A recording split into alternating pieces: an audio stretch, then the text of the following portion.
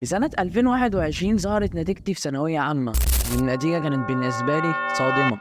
دي أكيد مش درجاتي، ودي أكيد مش نتيجتي، ومش أنا بس اللي حصل معايا كده، ده من زمان أوي وهو بيحصل كده. زي الباشمهندس أحمد أبو زيد كان نفسه يخش هندسة بترول، ولكن ربنا ما كرموش ودخل هندسة عادية، وغيره كتير. ولسه برضه بيحصل كده بالأمارة، إن أغلبكم حصل برضه معاه كده.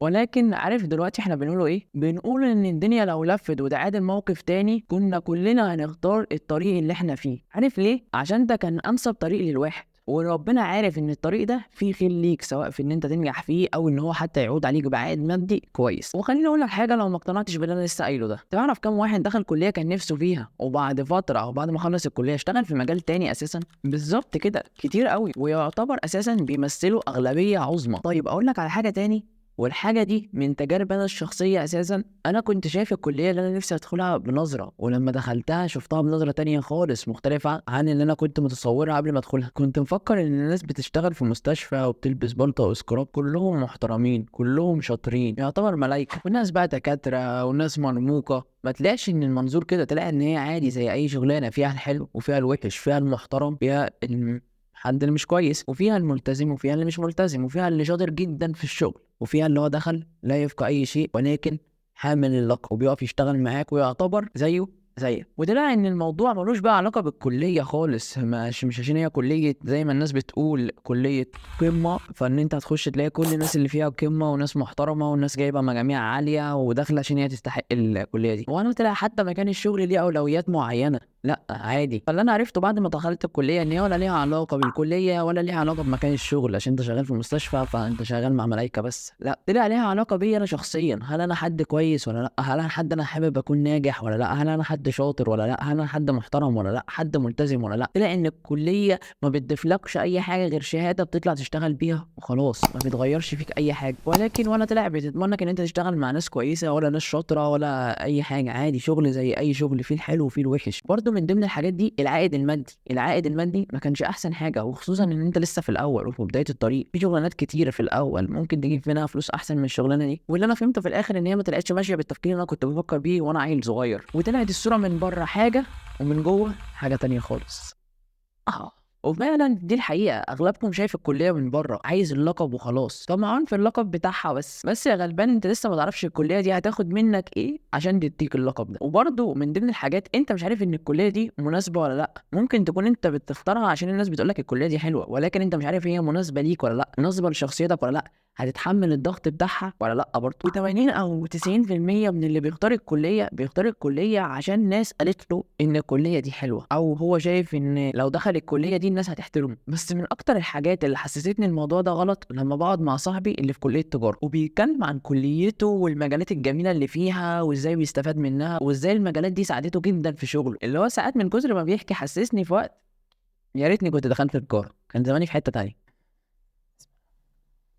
وانا مش بقول كده عشان لا قدر الله انا كليتي وحشه ولا حاجه، بالعكس، الحمد لله واحد دخل الكليه اللي كان نفسه فيها، وبسم الله ما شاء الله الحمد لله كليه كانتها محترمه ومرموقه. ولكن ان اساسا ما فيش كليه وحشه، ما فيش حاجه اسمها كليه مرموقه ولا حاجه اسمها كليه قمه زي ما انا لسه قايل. لا، كل الكليات كويسه، ولكن هي بتختلف من شخص لشخص. شخص بيخش الكليه وبيطلع منها ما عملش حاجه، حتى لو الكليه دي كانت اعظم كليه في العالم، هو دخل وطلع ما عملش منها حاجه، هل بنلومه ساعتها الكليه؟ مش بنلومه الكليه، بالعكس، خلاص عادي، بنقول ما فيش حاجه، ما كانش ليه نصيب. ولكن لو حد نجح من الكلية العظيمة دي فنقول كلية كذا، او طلع من كلية كذا، او هو اللقب كذا. على عكس لما واحد بينجح من كلية ملهاش سوق عمل، او مثلا كلية حد شايف ان هي مش قد كده، ساعتها بيضمن 100% ان الشخص اللي قدامه ناجح. وعشان كده انا حابب اقول لك ان مفيش حاجة اسمها كلية وحشة، في حاجة اسمها شخص عايز ينجح فهو ينجح في ايا كان المجال بتاعه وكليته. وعلى سبيل المثال، يعني والله الواحد مش ما كان محضر المثل ده في السكريبت، ايلون ماسك اللي هو بتاع شركه تسلا، وعامل تسلا وسبيس اكس وعامل شركات وحاجات كلها مختلفه عن بعض. ولكن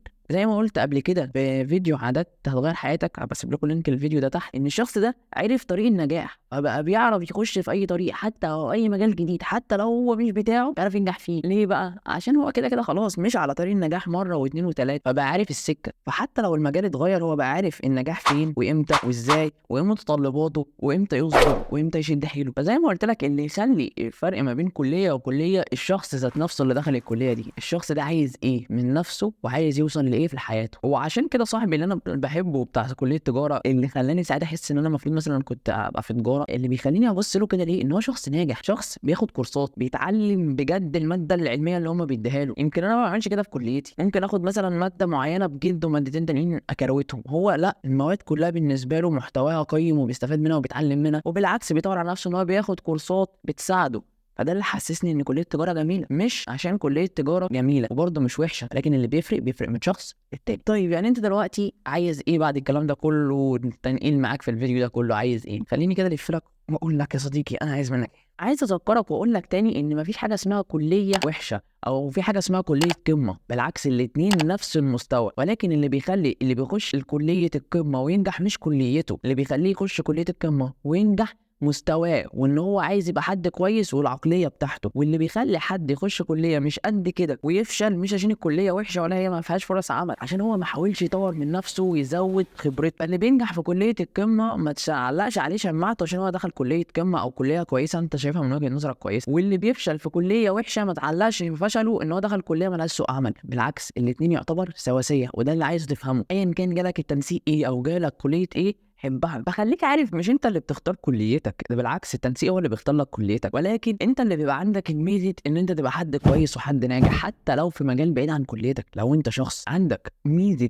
ان انت تكون ناجح وحابب ان انت تكون حد كويس هتنجح. واللي عايز اضمنه لك واقوله لك ان مفيش كليه ما فيهاش طريق او اتنين او تلاته للنجاح، ولكن البني ادم ما بيشوفهمش. ليه؟ عشان الطرق دي للي بيسعى لها، ومش عشان انا مشيت الطريق ده ونجحت فيه ان انت تخش وتنجح فيه. كل كليه كويسه، كل كليه تنفع تبقى كليه قمه، وبالامر على كده ان كان زمان كليه حقوق هي كليه القمه، مش طب ولا هندسه ولا صيدله ولا اي حاجه، كانت حقوق. فده من ضمن الحاجات اللي تاكد لك ان كل الكليات كليات قمه، بس الرق على الشخص. الكليات كلها يعتبر سوا سيء، ما عدا فعلا فرصه العمل دي مش هنتناقش فيها، ان هي في كليات بتبقى متوفر لها فرص عمل، ولكن لو حد من كليه مش متوفر لها فرص عمل واشتغل على نفسه هيتوفر له فرصه العمل. ولو حد متوفر له فرصه عمل في كليه وهو ما اهتمش بالموضوع، صدقني مش هيشتغل برضه حتى لو هي موفره له فرصه العمل. فملخصا لده، ايا كان مجموعك وايا كان تنسيقك، ولو لا قدر الله ما دخلتش الكليه اللي نفسك فيها، خليك عارف ومتاكد ان ربنا ما بيعملش حاجه وحشه في حد، وان ده الطريق الانسب ليك. وزي ما قلت لك، شوف زمان ناس تعرفها ما دخلتش الكليات اللي هي نفسها فيها، دلوقتي بتحمد ربنا ازاي، ولو اتعادت بيها 100,000 مره هتخش السكه دي. فالناس دي كانت شبهك دلوقتي، متحيره وزعلانه ان هي ما وصلتش للي هي نفسها فيه ودخلت الكليه اللي هي نفسها فيها، ولكن هي دلوقتي بتحمد ربنا 100,000 مره ان هي ما دخلتش الكليه اللي هي نفسها فيها ومشيت في الطريق ده، عشان ده كان انسب طريق ليها